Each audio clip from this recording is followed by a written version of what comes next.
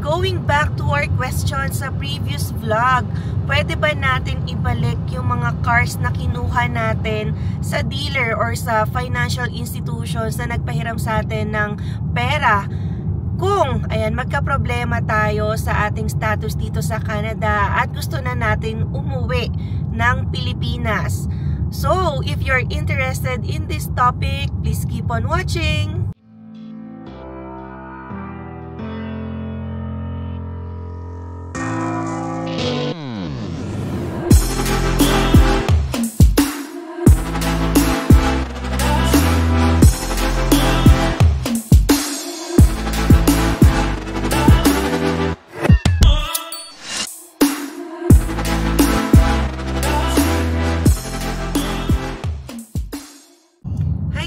Good morning again. Morning.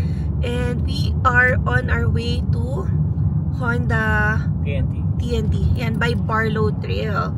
Dahil alam ko ang daming nagtatanong and nagre-request nga na sana ay ma-providean tayo ng answer kung pwede bang ibalik yung kotse na nakuha natin na financed in case hindi na natin to kaya ituloy or hindi na natin kaya bayaran due to unforeseen circumstances. Katulad na lang ng, for example, nawala ng status dito sa Canada, hindi na makapagtrabaho, hindi na mapunuan ang pambayad sa monthly or bi-weekly na payments for the car, and etc. So we will know that at may nagpa-unlock sa atin. Actually, they're the ones who message us and nakita nila na pwede rin silang makatulong to provide information or insights regarding sa current problem na kinakaharap ng ating kababayan, no? Na may nag-message nga sa atin, and we honestly mention na we are not the ones who can give advice kasi we are not knowledgeable on that aspect, pero good thing na merong tayong kababayan na nasa Honda, yan, dealer sila, and they know na kung ano yung process or kung ano ba yung pwedeng gawin in case kayo na ang nasa ganitong sitwasyon.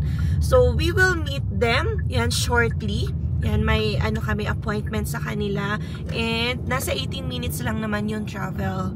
Ayan, so yan, see you Miss Marian, and yan si John yung nagme-message sa amin. So guys, yun nga pala, no, nag-snow kahapon ng ilang oras, and tingnan nyo yung daan, tunaw na agad kasi ayan yung araw.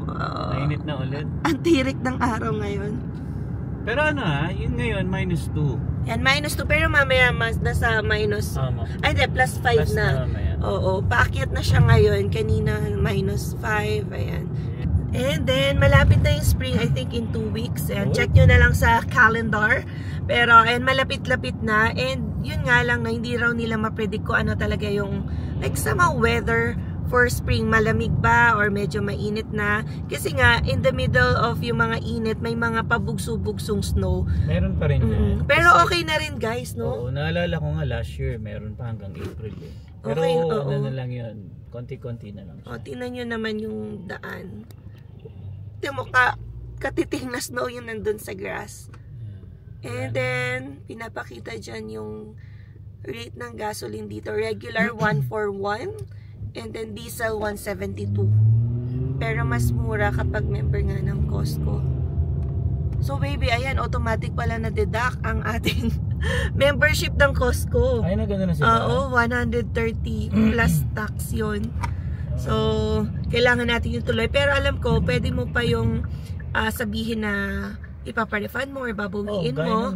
Yung gaya ng dati, they will give you like few months yan para malaman kung magda-downgrade ka. Kasi i-assess mo kung worth it yung iyong grocery or yung membership mo sa Costco for that kind of level. Kasi meron ngang regular, meron ding executive. So this is Honda by Barlow Trail. Ayan, first time namin pumunta dito. Hindi kami nag-check dito nung kukuha ng car. Diretso yun day. Maganda Honda. Check natin. Tingin din. Tingin tayo. Papakita natin sa viewers na wala dito. At least makita nila kung ano yung mga ino-offer ng TNT Honda. Pero syempre, Ang priority natin ay makuha ang kasagutan. Oo, yun naman ang pinunta natin dito. Alright. Park muna tayo dito. Ayan guys, hello. Andito na pala tayo sa TNT Honda. Yes, and we are with Miss Marian. Ayan, no? Miss Marian, hello. Thank you po sa pagpapaunlak sa interview. Yeah, welcome. Ayan, ano lang naman.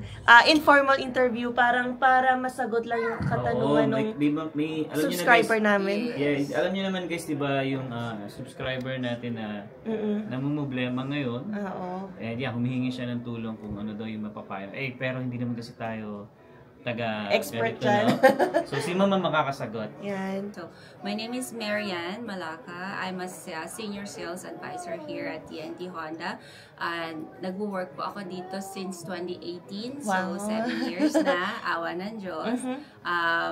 So, we help kababayans po natin na they wanted to buy a car. So, yeah, so far naman po, I'm enjoying this kind of career. Yeah, so thank you naman. I just, brief background po. Kasi recently, di ba, parang dumagsa ang mga international students, immigrants.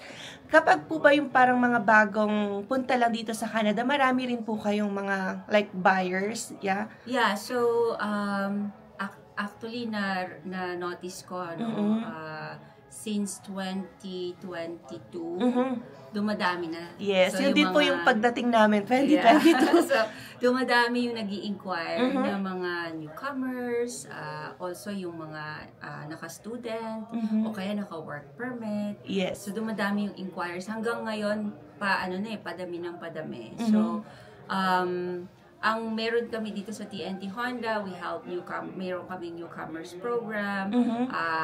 So far, meron na rin ako mga na-assist, na help ng mga kabayan natin na naka-work permit yung asawa, tapos yung better half din is naka-student permit.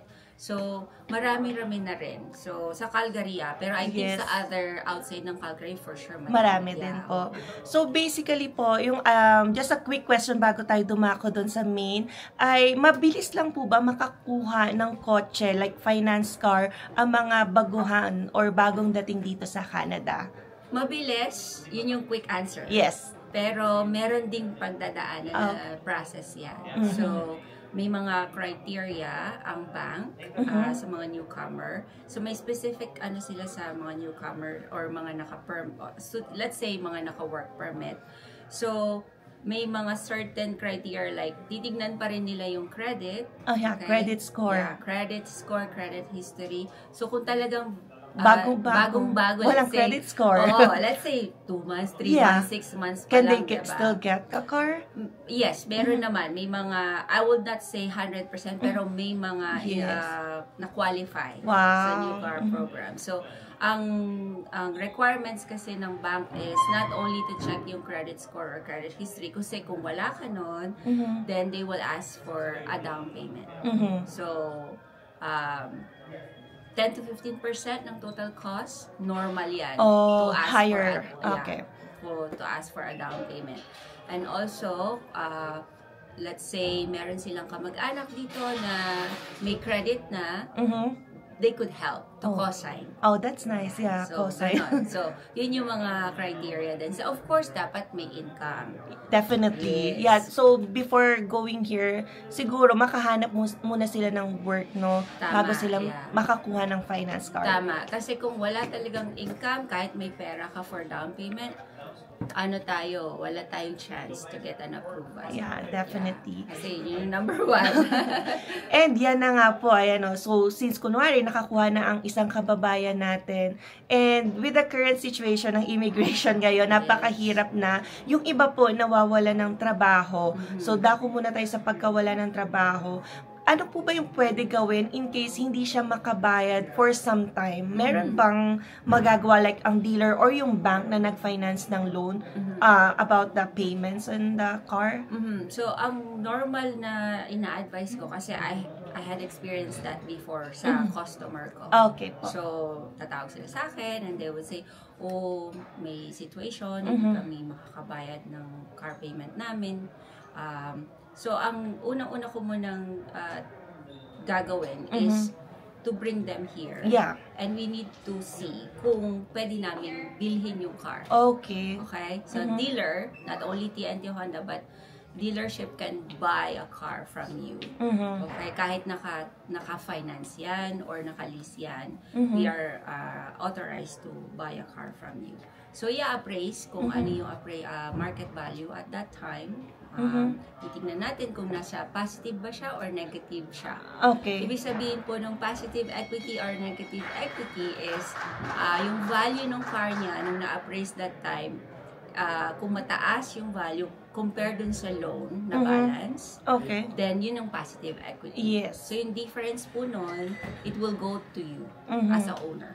Okay, let's say 20,000 yung appraisal value, and then ang balance mo is 15,000, yung 5,000 will go back to you. Oh, yeah. Parang at least hindi ka nalugi. Yes. Now, yun naman pong negative equity, ito yung ayaw nating scenario. Definitely. Yes. Kasi negative equity, yun po yung opposite. Ibig sabihin, mas mababa yung value ng car mo compared dun sa balance ng loan.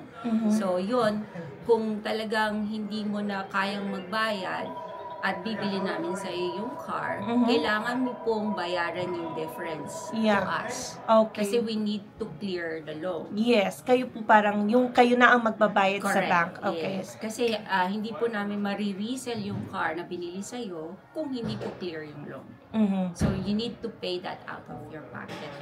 Yeah. So, yung kinakatakot lang naman syempre when it comes to assessment and appraisal, usually ba nagkakaroon ng negative equity kasi yung car ay 'di ba depreciating value every year. So, usually it happens na negative po ba or it depends sa brand ng car kasi may mga high valued cars talaga na kahit lipasan ng time ay mataas pa rin yung appraisal. Yes. So, tama po yun. So, depende po talaga sa brand. So, basically, I've been here for 7 years. I've seen historically ang value po ng Honda. It holds the value. Okay. So, Honda pa rin kasi. So, you bought it on a higher price.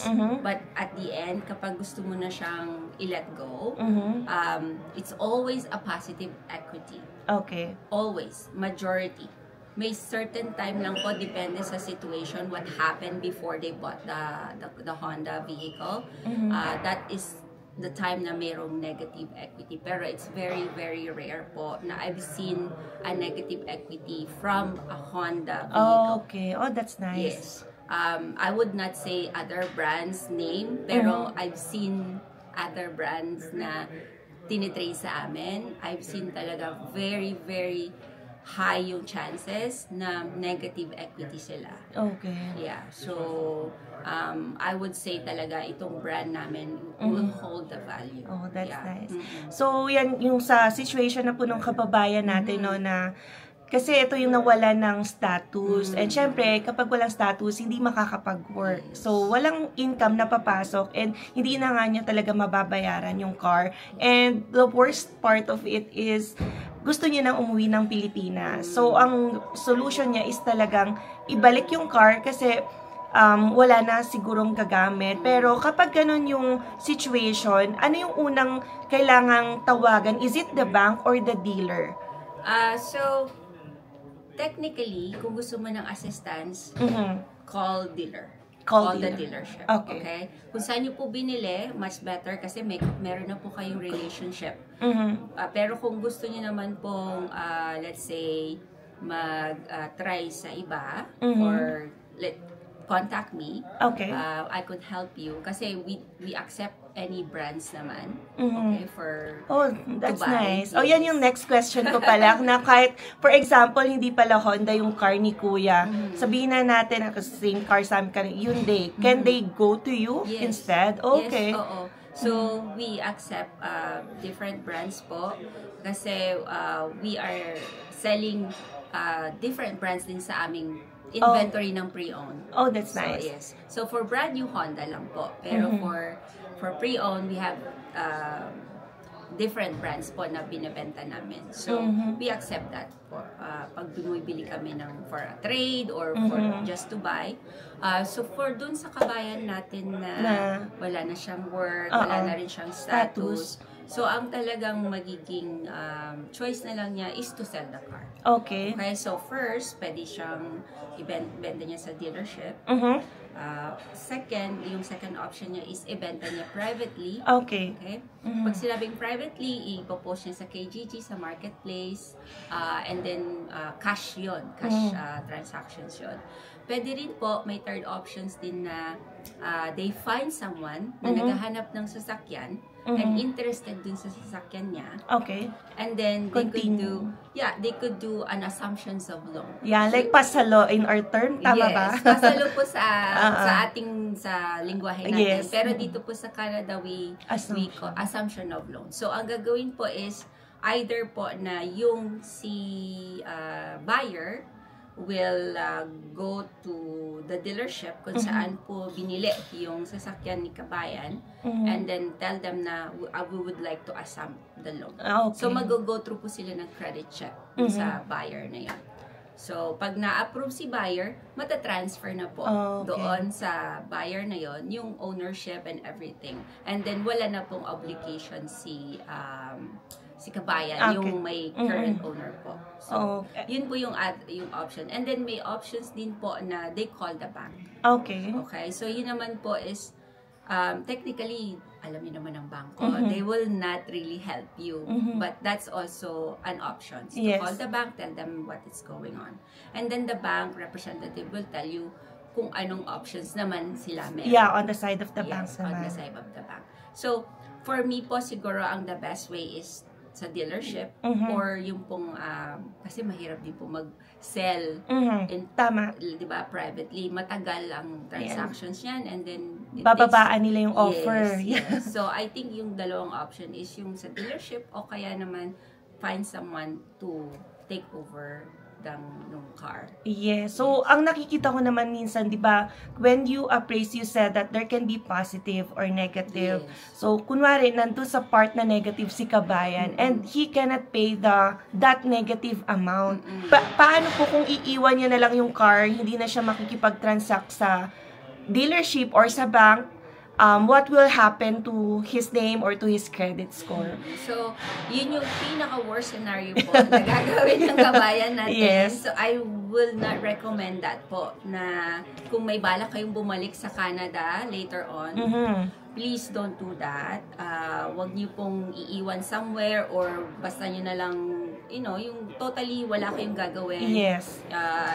Mababad credit po. Sobrang bad credit po yon. It will stay in your credit bureau for 7 years. Okay. Okay, naka-record po yon na hindi kayo nagbayad. Yes. At siya lang ba yung bad credit? I think, di ba may co-signer siya? Pwede rin yung wife niya. So, lahat po nung nandoon na naka-record sa credit bureau na nakapangalan po sa car, sa finance car, is lahat po yun affected. Madadamay na rin. So, isipin niyo po muna bago kayo gumawa ng ganong hakbang. action. Yes. So, I would not recommend that. Pero, yun nga, hindi natin masasabi kung ano talaga yung scenario nila diba? Pero that's the worst case scenario po. Yes, I think, yun nga, it's not a good way din. Yes. Kasi may iwan siyang wife dito na sabi niya, magtutuloy sana ng somehow dreams, PGWP holder. Yes. So, kung later on, may balak din sila magstay talaga, kumuha ng bahay, definitely not a good way. No po. Yeah, no po. So, for kabayan na yun nga, kung meron namang may iwan pala si wife, magtatrabaho, why don't the wife na lang, yung wife na lang yung mag-continue? Pwede. Diba? So, pwede din yun, i-continue na lang ni wife kung may trabaho naman siya, para din hindi masira yung credit. Yeah. Kasi babalik yung husband later on kung nandito si kung wife. Makukuha siya as PR, kapag later on naging permanent residency wife. So, I think ang daming alternative options ni Miss Marian para sa inyo. And yan, ang good thing is kahit hindi kayo dito, hindi dito yung dealership nyo, you can approach Miss Marian. So how can they reach you po or contact you? Yes po. So please contact me 403-708-0413. That's my direct number.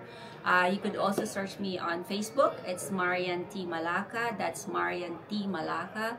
You could search me and add me there. And we could chat. Kung gusto niyo po ng privacy, I always confidential po ang mga transactions ko. I don't talk about that to other people. So you could text, call, or message me on Messenger. Sana po I gave you the information na makahelp po na to decide kung saan po yung much better po sa situation. Yeah, lalo na ngayon, alam ko, hindi lang yung kababayan na nag-message sa amin ang nasa ganong situation. Yan, with the current situation ng immigration dito, I think marami din yung naiipit and nag-iisip what will happen to their cars, ano yung gagawin nila after kung maisipan na nila talaga na Canada is not for us. In the meantime, we have to go back to the Philippines. So at least, we have an idea coming from the you and the dealership. Yes, opo. So anytime po, I'm happy to help. Yes. Always po, you could reach out to me kung may mga questions po, may mga concern. I'll be always happy to answer. Yes. Kahit po wala tayong transaction, that's fine. Yes. Kasi ako, my goal is to educate our kabayan na yung hindi kasi marami kasing new to the country and they don't know the Canada system pagdating sa pagbili ng auto. For sure. Yeah. So, one thing din po na gusto ko rin magbigay ng advice. Yeah, sure po. Doon po sa ating mga nagbabalak na bumili. Please keep in mind po kapag gusto niyo pong mag-finance ng car, first car niyo po ito sa Canada, wag niyo pong bibilin yung sobrang mahal. Okay? Of course. Alam ko po na meron tayong dream car, pero kung bago pa lang po kayo sa Canada, let's start with something na it will give you years. Yeah. Okay? Na makapag start ka muna to a car na madadala ka from point A to point B, and it will give you 3, 4, 5 years na safe driving. Yes. At least po, that way, that span of years na nakapag-build na po kayo ng credit, hindi po kayo nahirapan sa payment, that's the time po pag okay na PR na kayo, then pwede na po kayong mag-upgrade sa your dream car. To your dream car. So, yun lang po yung pinaka advice na mabibigay ko po sa lahat ng kabayan natin nag-iisip na bumili ng sasakyan. Yeah. Thank you so much, Miss Mary Ann. Ayan, very quick lang na interview pero napaka-fruitful and hinog na hinog sa information. Ayan, so I hope nakatulong ang mga information na pinrovide ni Miss Mary Ann. So, as what she has mentioned, kung kailangan yung kumonek sa kanya, yan, you can reach out to her. Binigay niya na ang kanyang contact information and you can also drop by dito sa kanilang dealership office sa TNT Honda. Yan, dito lang yan sa Calgary. So, yan, usap muna kami ni Miss Mary Ann at magtutour kami dito kasi first time namin mapunta dito sa Honda dealership. So, ayun guys, no, natapos na ang ating interview kay Ate Mary Ann ng TNT Honda. So, thank you sa opportunity and sa mga information na provide nyo para sa ating mga kababayan and para na rin sa amin, I think, kasi that would be helpful in case mapunta tayo sa ganyang situation. So, anyway, so next part of this video, abangan ninyo, mag-explore tayo ng mga cars dito sa Honda TNT. So, if you're interested para mapanood ang ating second part of this video, ayan, abangan nyo po sa susunod na araw. So, I guess hanggang dito na lang muna. Maraming salamat po sa pag-subaybay sa aming channel. And sa mga hindi pa po nakasubscribe, you can consider subscribing po. And don't forget to hit the notification bell para updated din kayo sa aming latest video uploads. So yeah, we'll see you again on the next one. Peace!